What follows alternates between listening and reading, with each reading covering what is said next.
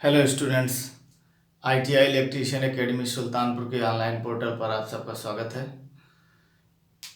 अभी हम लोग डीसी जनरेटर पढ़ रहे हैं। डीसी जनरेटर में सीरीज जनरेटर और शंट जनरेटर। सीरीज जनरेटर पूरा कंप्लीट कर चुके हैं, शंट जनरेटर को पढ़ रहे हैं। शंट जनरेटर में हम लोगों ने शंट जनरेटर की फील्ड वाइंडिंग मोटे तार की होती है या पतले तार की होती है, आर्मेचर वाइंडिंग मोटे तार की होती है या पतले तार की होती है, आर्मेचर वाइंडिंग फील्ड वाइंडिंग के साथ किस तरह से कनेक्ट होती है, शंट जनरेटर को लोड पर स्टार्ट करना चाहिए या नहीं करना चाहिए, ये सब डिस्कशन पढ़ चुके हैं पिछली क्लास में। और शंट जनरेटर की यह भी क्लास होगी जिसमें शंट जनरेटर से रिलेटेड कुछ न्यूमेरिकल्स आपको सॉल्व कराऊंगा। और पिछली क्लास में ये न्यूमेरिकल हमने आपको, जो न्यूमेरिकल आपको दिख रहा है एग्जाम्पल, ये न्यूमेरिकल आपको पिछली क्लास में दिया गया था लेकिन सॉल्व नहीं कराया गया था, तो इस क्वेश्चन को हम इस वीडियो में सॉल्व कराएंगे। लेकिन ये क्वेश्चन तो है काफ़ी बड़ा, इतना बड़ा क्वेश्चन एग्जाम में आएगा भी नहीं, लेकिन अगर आप इसको पढ़े रहेंगे तो इसमें से जो छोटे छोटे क्वेश्चन पुट कर लिया जाता है वो आप बड़ी आसानी के साथ कर पाएंगे। तो बड़ी चीज़ पढ़े रहेंगे तो छोटी चीज़ आपके लिए बहुत ईजी हो जाएगी। जैसे आईटीआई पास करिए, आईटीआई पास करने के बाद डिप्लोमा स्टार्ट कर दीजिए, डिप्लोमा इलेक्ट्रिकल इंजीनियरिंग से। जब डिप्लोमा कर रहे होंगे उस टाइम आईटीआई से रिलेटेड जो भी कॉम्पिटिटिव एग्जाम्स आते हैं उनको आप दीजिए, तुरंत निकल जाएगा। रीज़न ये है कि पहले छोटा कोर्स पढ़े फिर बड़ा कोर्स पढ़ डाले। अब क्या हुआ, छोटे का एग्ज़ाम देना होगा तो छोटा तो बहुत ईजी लगेगा, तो ऐसा करके आप ऐसा ट्रेजेडी अपना करके आप एग्जाम को क्रैक कर सकते हैं। तो इस सवाल को लगाने से पहले मैं कुछ टर्म्स बताना चाहूँगा आपको, उसके बाद इस सवाल को लगाते हैं। चलिए, पहले तो एक बार से मैं आपको शंट जनरेटर का फिर से फिगर दिखाता हूँ, फिर उसके बाद कुछ टर्म्स नोट कराता हूँ। जैसे ये आर्मेचर, दूसरा फिगर बनाऊंगा उससे आपको ज़्यादा सही समझ में आएगा। जो फिगर पिछली क्लास में हमने दोनों फिगर दिखाया था, ये आर्मेचर हो गया और एक शंट फील्ड लगा देते हैं यहाँ पे और इसको ऐसे जोड़ देंगे और यहाँ से ये सप्लाई चली जाएगी लोड को। ये शंट फील्ड है इसलिए इसका नाम हम रख देंगे एफएसएच, और ये आर्मेचर हो गया आपका। तो चलिए ये चीजें क्लियर हो गई। अब इसमें जो जनरेटर उत्पन्न करेगा वोल्टेज उसको हम लिखेंगे ईजी, क्योंकि जनरेटर का जो आर्मेचर होता है उत्पन्न तो ज्यादा करता है लेकिन टर्मिनल पर यहाँ पर मिलता कम है। रीजन क्या होता है, बीच में आर्मेचर का ड्रॉप और फील्ड का ड्रॉप, ये दोनों ड्रॉप होता है बीच में। अच्छा, अब देखिए जो है इसमें जो कुछ टर्म्स हैं वो नोट करा देता हूं आपको। तो यहां पर जैसे सपोज दैट ये आर्मेचर है, आर्मेचर से करंट चलेगी, या एक चीज और पहले देख लीजिए, इस आर्मेचर द्वारा उत्पन्न वोल्टेज को ईजी लिखते हैं, G for generate, E for EMF. अच्छा, जो यहाँ वोल्टेज मिलेगा लोड को, जो वोल्टेज लोड को मिलेगा इसको हम बोल देंगे कौन सा वोल्टेज, या ऐसा आप लिख दीजिए यहाँ पर वी टी, टर्मिनल वोल्टेज। यहाँ टर्मिनल बॉक्स होगा, यहीं से फिर लोड को सप्लाई जोड़ा जाएगा, तो इसको हम बोल देंगे टर्मिनल वोल्टेज।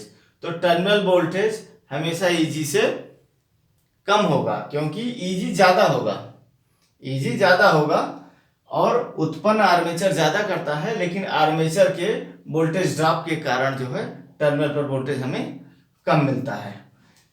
अच्छा, तो देखिए यहां पर अगर ये लिखना हो तो इसको ऐसे लिख सकते हैं कि V T is always less than E जी।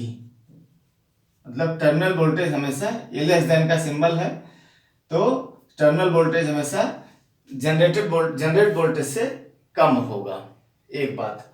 दूसरी कि जब कैलकुलेशन आप करेंगे तो ये जो लोड है, लोड और शंट फील्ड दोनों एक दूसरे के पैरेलल में है, तो यहाँ टर्मिनल वोल्टेज VT है तो यहाँ पर भी VT ही कैलकुलेट करेंगे आप, ठीक है। यहाँ आर्मेचर तो खैर स्रोत है, आर्मेचर स्रोत है तो यहाँ तो जनरेट विद्युत वाहक बल होगा जितना जनरेट हो रहा है, लेकिन अगर इसकी बात करेंगे तो जो वोल्टेज यहाँ लोड पर होगा वही वोल्टेज यहाँ, मतलब जो वोल्टेज टर्मिनल पर होगा वही वोल्टेज शंट फील्ड पर ही होगा, क्योंकि आपको ये पता है टर्मिनल पॉइंट बॉक्स से ही फिर सप्लाई डिस्ट्रीब्यूट होती है। इसको इस वाले फिगर से भी आप अच्छे से समझ सकते हैं। एक सेकंड,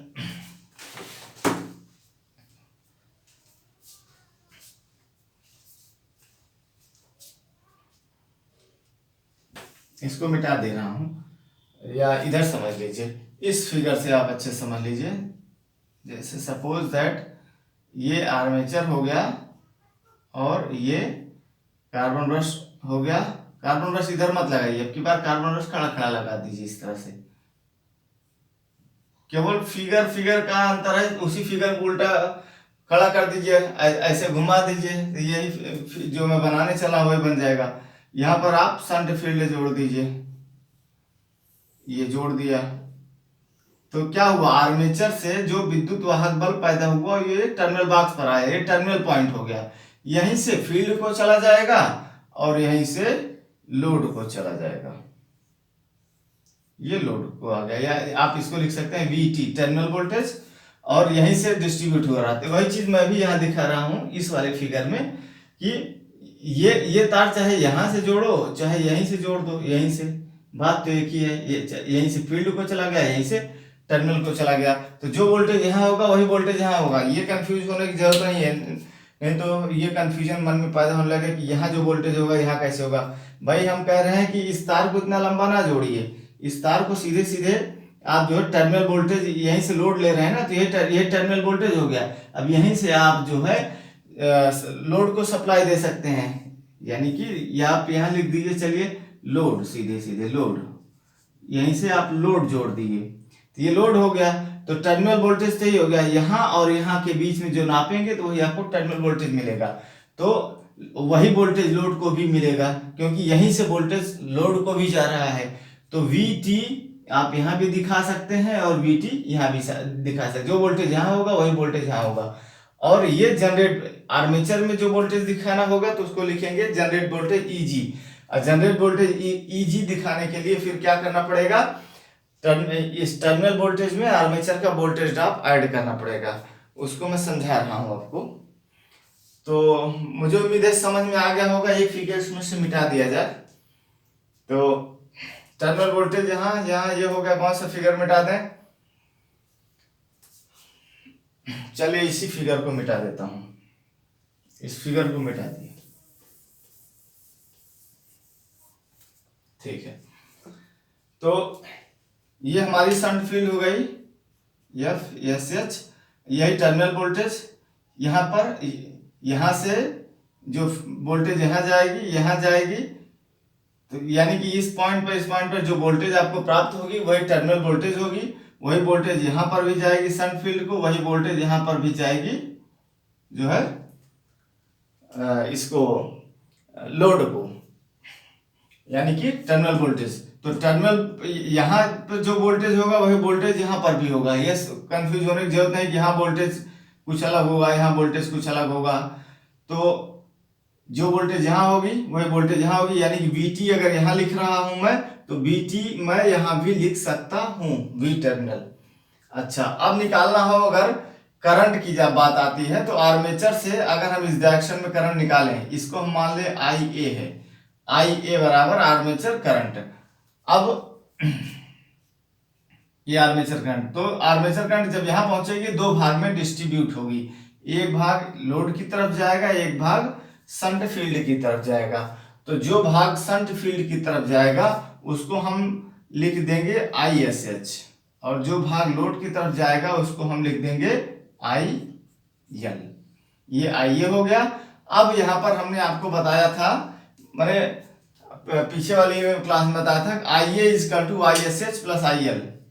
ये सब पॉइंट्स आपको नोट रखना है। यहाँ मैं नोटेबल पॉइंट लिख दे रहा हूँ, VT is always less then EG। एक पॉइंट हो गया। दूसरा पॉइंट होगा आर्मेचर करंट अगर कैलकुलेट करना हो आपको IA, तो IA इजकल टू हो जाएगा ISH प्लस IL।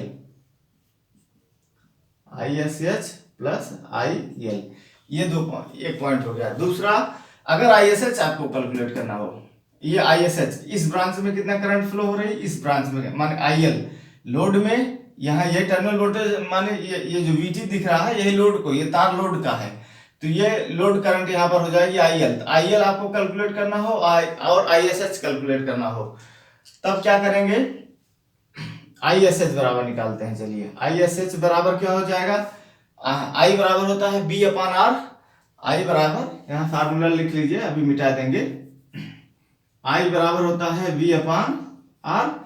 तो V कितना है यहाँ पर, इस शंट फील्ड के अक्रॉस वोल्टेज कितना है, टर्मिनल वोल्टेज के बराबर ही तो है। जो यहाँ वोल्टेज है वही वोल्टेज यहाँ भी रहेगा, वही वोल्टेज यहाँ भी रहेगा, टर्मिनल वोल्टेज के ही बराबर है। तो हम यहाँ लिख लेंगे ISH इजकल टू VT अपान इसका रेजिस्टेंस, मतलब शंट फील्ड का रेजिस्टेंस हमने नहीं यहाँ शो किया है, लिख दीजिए इसको आप RSH शंट फील्ड का रेजिस्टेंस अपान RSH।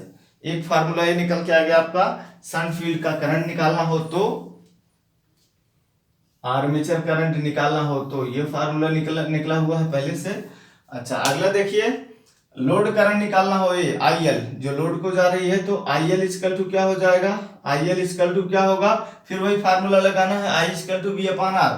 V टर्मिनल वोल्टेज यहाँ हो जाएगा VT, फिर VT अपान R। R का मतलब क्या हो गया, लोड का रेजिस्टेंस, तो यहाँ पर आप लिख दीजिए RL लोड का रेजिस्टेंस। ठीक है, तो एक फार्मूला ये निकल के आ गया आपको। बस ये हो गया रेडी, तीनों चारों फार्मूले रेडी हो गए। और इसके बाद जो है, अगर ये निकालना हो आपको, जनरेटर में जो ये उत्पन्न करता है, इसको मैंने लिखा था EG, तो EG अगर निकालना हो तब क्या करेंगे, EG इजकल टू क्या हो जाएगा, ये टर्मिनल वोल्टेज, जो यहाँ वोल्टेज मिल रहा है आपको, यहाँ वोल्टेज मिल रहा है, यही टर्मिनल वोल्टेज है।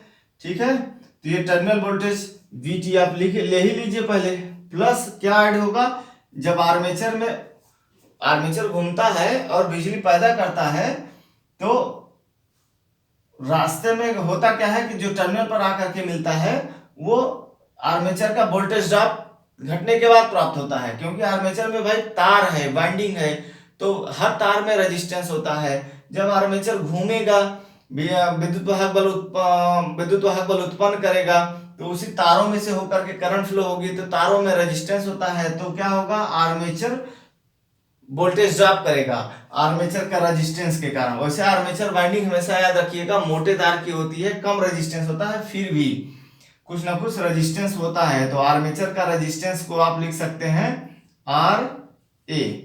RA बराबर आर्मेचर रेजिस्टेंस।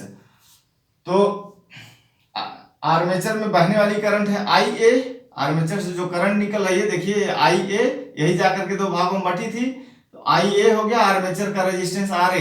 तो आर्मेचर का वोल्टेज ड्रॉप निकाल लीजिए, कितना ये वोल्टेज ड्रॉप कर रहा है, उत्पन्न तो करता है EG, लेकिन EG निकालने के लिए मैं क्या एक फार्मूला निकाल रहा हूं, जो टर्मिनल पर हमको प्राप्त होता है यहाँ और यहाँ, वो VT प्लस इसमें जो ड्रॉप हो जा रहा है इसके अपने रेजिस्टेंस के कारण, इसके अपने रेजिस्टेंस के कारण जो ड्रॉप होगा वो कैसे निकलेगा, यही फार्मूला लगाइए, V इक्वल टू IR वाला, V इक्वल टू IR वाला फार्मूला लगाएंगे तो आर्मेचर का वोल्टेज ड्रॉप को हम लिखेंगे, आर्मेचर के वोल्टेज ड्रॉप को हम लिख देंगे B, या ऐसे लिख दीजिए, आर्मेचर के वोल्टेज ड्रॉप को आप लिख दीजिए जो है B बराबर IR से, तो IA आर्मेचर करंट IA और RA आर्मेचर रेजिस्टेंस RA। तो एक फार्मूला निकल गया आपका, ये एक फार्मूला निकल गया आर्मेचर द्वारा उत्पन्न विद्युत वाहक बल, आपको अगर ज्ञात करना है EG तो टर्मिनल वोल्टेज जो यहाँ मिल रहा है हमको पता ही है, आर्मेचर में जो ड्रॉप हो जा रहा है वो बाहर तो आ नहीं पाता है यहाँ टर्मिनल तक, उसी को हम टर्मिनल वाले में जोड़ देंगे तो इजी निकल जाएगा। तो कैलकुलेशन में ये फार्मूला भी आपको काफी मदद करेगा।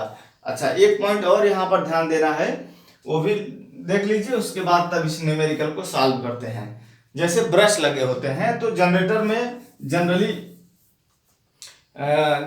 एक ब्रश का 1 वोल्ट ड्रॉप माना जाता है। अगर दो ब्रश लगे हुए हैं तो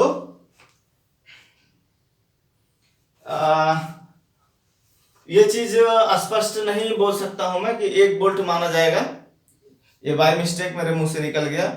ये देखना पड़ेगा, अलग अलग जनरेटर में, बड़े जनरेटरों में ज्यादा ड्रॉप होता होगा क्योंकि उनका कम्यूटेटर बड़ा होता है, कार्बन ब्रश ज्यादा लगेगा तो वहां ड्रॉप ज्यादा होगा।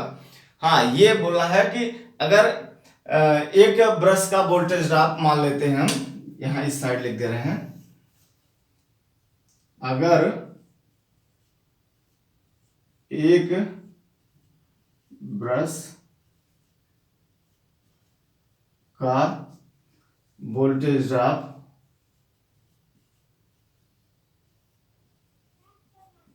अगर एक ब्रश का वोल्टेज ड्रॉप जो है वो हम ले लेते हैं बी फार, इस वाला बी फार मतलब ब्रश, और वी फार वोल्टेज। अगर एक ब्रश का वोल्टेज ड्रॉप वी है तो वी है, तो क्योंकि ब्रश का भी वोल्टेज ड्रॉप आएगा ना भाई, यही तो कार्बन ब्रश लगेगा, कार्बन ब्रश पे ड्रॉप होने के बाद ही जो निकलेगा तो वही टर्मिनल पर पहुंचेगा, समझिएगा बात को।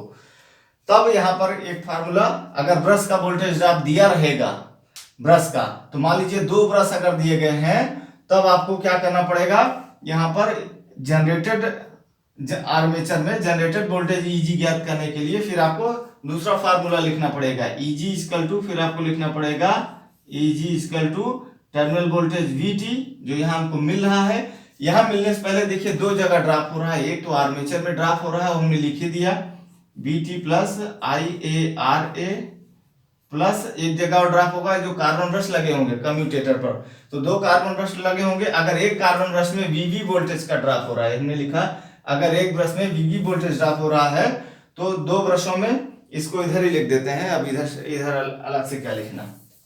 चलिए, तो EG equal to VT plus IARA plus, अब एक ब्रश में अगर क्या हो रहा है, VV वोल्ट का ड्रॉप हो रहा है तो 2 ब्रश में हो जाएगा 2VV। अगर 2 ब्रश लगे हैं तो 4 ब्रश लगे रहेंगे तो 4VV कर दीजिएगा। जितना वोल्टेज ड्रॉप रहेगा वो न्यूमेरिकल में आपको दिया रहेगा, एक ब्रश पे इतना वोल्ट का ड्रॉप हो रहा है और 2 ब्रश लगे हैं, तो आप अपने हिसाब से कर लीजिएगा। तो ये दूसरा फार्मूला निकल के आ गया आपका जनरेटेड वोल्टेज ज्ञात करने का, उत्पन्न विद्युत वाहक बल ज्ञात करने का। जब ब्रश ड्रॉप दिया रहेगा तब आप ब्रश का ड्रॉप दिखाइएगा, नहीं तो नहीं। और ये आप बात को समझ पा रहे होंगे शायद कि ब्रश ड्रॉप कहाँ से ऐड हो गया, जब आर्मेचर घूमेगा बिजली पैदा करेगा, जो कम्यूटेटर पर आके मिलेगा, कम्यूटेटर पर आकर मिलने से पहले आर्मेचर में ऑलरेडी वोल्टेज ड्रॉप हो चुका रहेगा, क्योंकि आर्मेचर में अपना स्वयं का रेजिस्टेंस होता है, तो उत्पन्न में से उतना घटा दीजिए, जो पहुंचेगा वो आएगा कम्यूटेटर पे। कम्यूटेटर के कार्बन ब्रश जो लगे होते हैं वो कुछ ड्रॉप करेंगे, वहां से ड्रॉप होने के बाद जो बचेगा तो टर्मिनल पे जाएगा, यहाँ पर आके पहुंचेगा, फिर वो हमें लोड को मिलेगा, वही हमें शंट फील्ड को प्राप्त होगा। चलिए, तो अब आ जाते हैं अपने सवाल पे, अपना न्यूमेरिकल सॉल्व करते हैं। तो चलिए इस न्यूमेरिकल को सॉल्व करते हैं। अगर इतना आप समझ गए होंगे तो ये न्यूमेरिकल आपके लिए बहुत ही इजी हो जाएगा। अगर नहीं समझ पाए हैं तो न्यूमेरिकल नहीं लग पाएगा। अगर नहीं समझ में आया होगा तो आप कमेंट बॉक्स में लिखिएगा, ठीक है। बाकी मैं अभी लास्ट में अपना व्हाट्सएप नंबर दे दूंगा आपको, और उस पर आप मैसेज भी लिख सकते हैं अगर नहीं समझ में आ रहा तो। चलिए देखिए, क्वेश्चन में लिखा है एक लैप वाउंड 4 पोल शंट जनरेटर से 60 वाट के 40 बल्बों को 200 वोल्ट प्रदान किए जाते हैं। सबसे पहले एक एक पॉइंट नोट करते जाइए क्या क्या दिया गया है। आंसर क्या गिवन है वो नोट करिए। एक लैप वाउंड है, 4 पोल है, P बराबर है 4 और लैप वाउंड है तो A बराबर कितना हो जाएगा 4, क्योंकि बताया था वेव वाउंड में A बराबर 2 लिया जाता है और लैप वाउंड में A बराबर P लिया जाता है। जितना पोल उतने आर्मेचर में समानांतर पथों की संख्या। ठीक है। और शंट जनरेटर है, 600 वाट के 40 बल्बों को 200 वोल्ट प्रदान कर रहा है। 600 वाट के 40 बल्बों को, तो टोटल लोड आपका कितना हो गया?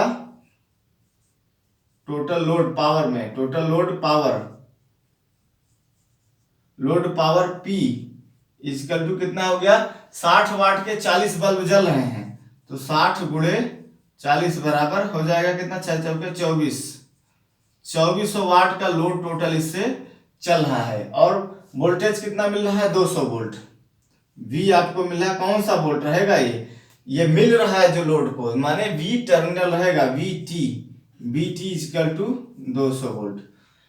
यदि आर्मेचर प्रतिरोध का मान 0.1 ओम हो, armature resistance RA equal to दे रहा है 0.1 ओम और फील्ड रेजिस्टेंस RSH बराबर दे रहा है 100 ओम। तो कह रहा कुल आर्मेचर विद्युत धारा पता करनी है आपको। आर्मेचर विद्युत धारा मतलब IA कैलकुलेट करना है, क्वेश्चन मार्क।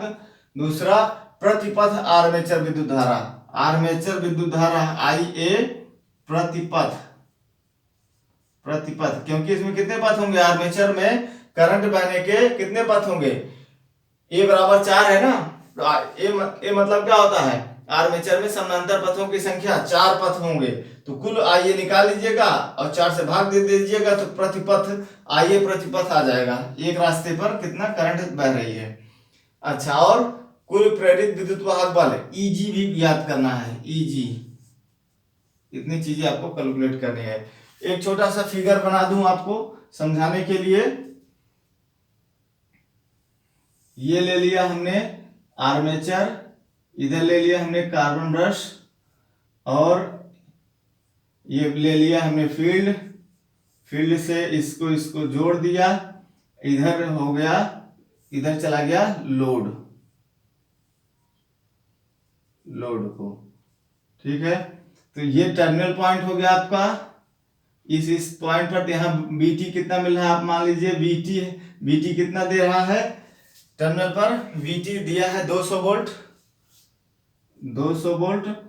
और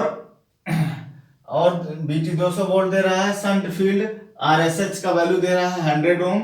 यहाँ पर लिख दिया हमने RSH इक्वल टू 100 ओम और RA आर्मेचर का रेजिस्टेंस भी दे रहा है RA इक्वल टू 0.1 ओम। देख रहे हैं आर्मेचर का रेजिस्टेंस कितना दिखा रहा है? 0.1 ओम। बहुत कम होता है आर्मेचर का रेजिस्टेंस, मोटे तार का होता है, क्योंकि इसे लोड विद्युत धारा वहन करनी होती है।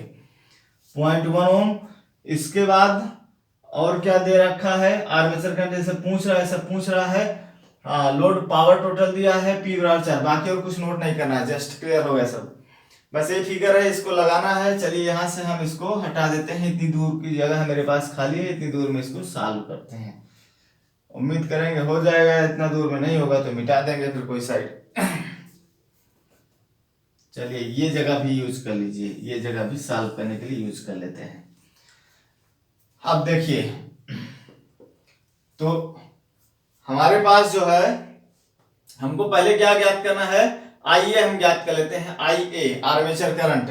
तो आर्मेचर करंट यहां से चलेगी, ये हो जाएगा हमारा IA, दो भाग में डिवाइड होगी, एक होगी हमारी ISH और इधर जाएगी हमारे IL।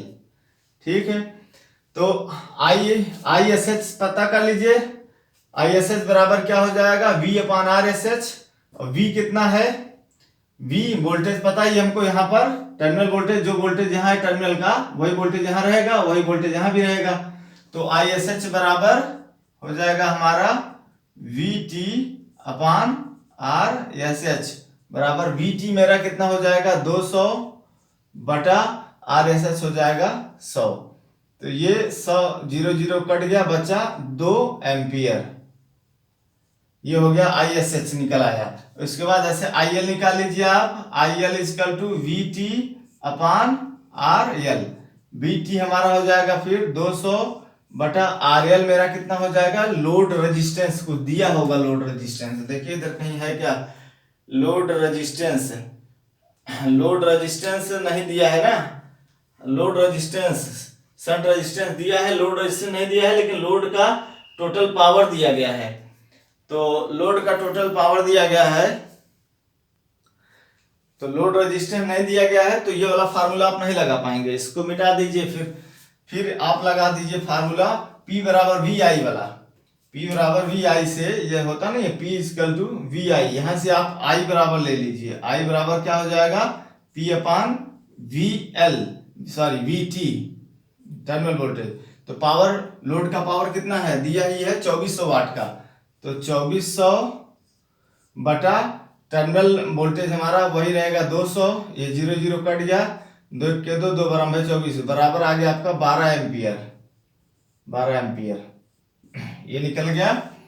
तो हमें आर्मेचर करंट पता हो गई, IA बराबर हो जाएगा हमारा, IA बराबर ये दो भाग बट रहा ना, एक इधर जा रहा है एक इधर जा रहा है, IA बराबर ISH प्लस IL बराबर ISH हमारा हो जाएगा ये 2 एम्पियर और IL हो जाएगा 12 बराबर हो जाएगा 14 एम्पियर। एक आंसर आपका निकल के आ गया ये वाला आर्मेचर करंट। दूसरा आंसर निकालिए, आर्मेचर करंट प्रतिपथ, प्रतिपथ माने अब 4 पथ है इसमें, क्योंकि A बराबर होता है आर्मेचर में समानांतर पथों की संख्या, तो IA प्रतिपथ क्या हो जाएगा, IA प्रतिपथ इजकल टू हो जाएगा, कुल 14 एम्पियर निकला है, 4 रास्ते हैं तो 4 से भाग दे दीजिए, 4 का 4, 4 3 12, 13 14 2 20, 4 5 20, 3.5 एम्पियर आ गया ये IA प्रतिपथ। दूसरा आंसर आ गया आपका, एक आंसर ये निकला, एक आंसर ये निकला, और दूसरा आंसर, तीसरा आंसर देखिए क्या है, IA प्रतिपथ EG पूछ रहा है, जनरेट वोल्टेज। तो जनरेट वोल्टेज क्या होगा, जनरेट वोल्टेज हो जाएगा, यहां पर ध्यान दीजिएगा एक चीज और दिया गया है, ब्रश संपर्क वोल्टेज ड्रॉप 1 वोल्ट है, ठीक है। तो कितने ब्रश लगे हैं नहीं दिखा रहा है, तो 2 ब्रश तो आपको मिनिमम मानना ही पड़ेगा। यहाँ एक चीज और दिखा दीजिए, BV ब्रश का वोल्टेज ड्रॉप कितना है, 1 वोल्ट, ब्रश का वोल्टेज ड्रॉप 1 वोल्ट है। तब क्या हो जाएगा हमारा, अब देखिए EG बराबर हम क्या लगा देंगे, EG बराबर जो जनरेट, इसमें जनरेट कितना हो रहा है, यहाँ टर्मिनल वोल्टेज ले लीजिए VT प्लस आर्मेचर इसका अपना वोल्टेज ड्रॉप ले लीजिए IARA प्लस इसके बाद आर्मेचर का अपना वोल्टेज ड्रॉप हो गया। आर्मेचर का अपना वोल्टेज ड्रॉप हो जाने के बाद इसमें और क्या जोड़ देंगे, ब्रश का voltage drop, plus 2VB, 2 brush है ना तो 2 लिख दिया, और ब्रश का वोल्टेज ड्रॉप। तो टर्मिनल वोल्टेज हमें पता ही है, दिया ही था पहले 200 प्लस IA अभी निकाल लिया हमने आर्मेचर करंट, ये 14 एम्पियर, 14 गुणे RA आर्मेचर का प्रतिरोध हो गया 0.1 प्लस 2 गुणे एक ब्रश का वोल्टेज ड्रॉप कितना है 1 वोल्ट, तो यहां पर लिख दिया हमने 1 बराबर हो गया 200 प्लस 14 ये गुणा हो जाएगा, 14 1 के 14 मतलब 1.1 लग जाएगा, 1.4 प्लस 2, तो ये हो जाएगा 202 और 1 3, 203.4 वोल्ट, ठीक है। ये जनरेट वोल्टेज हो गया, एक आंसर ये आपका 203.4 वोल्ट उत्पन्न हो रहा था, टर्मिनल पर मिल रहा था 200 वोल्ट, तो 3.4 वोल्ट जो ड्रॉप हो रहा था, उसमें से 3.4 में भी ये क्लियर है 2 वोल्ट ब्रश पे ड्रॉप हो रहा था, और 1.4 वोल्ट आपका जो है आर्मेचर का अपना ड्रॉप हो रहा था। तो चलिए ठीक है, ये न्यूमेरिकल सॉल्व हो गया, और हमें उम्मीद है कि ये आपको समझ में आया होगा बेहतरीन तरीके से। अगर कोई दिक्कत परेशानी हो, ना समझ में आया हो तो बताइएगा। अभी एक एग्जांपल हो सकता है और कराऊंगा, अगर अच्छा लगेगा तो, वैसे इतने में आपको समझ में आ गया होगा, नहीं तो एक एग्जांपल और करा दूंगा, उसके बाद अभी इसका कैरेक्टरिस्टिक्स बताना है, तो नेक्स्ट वीडियो में आपसे मिलते हैं।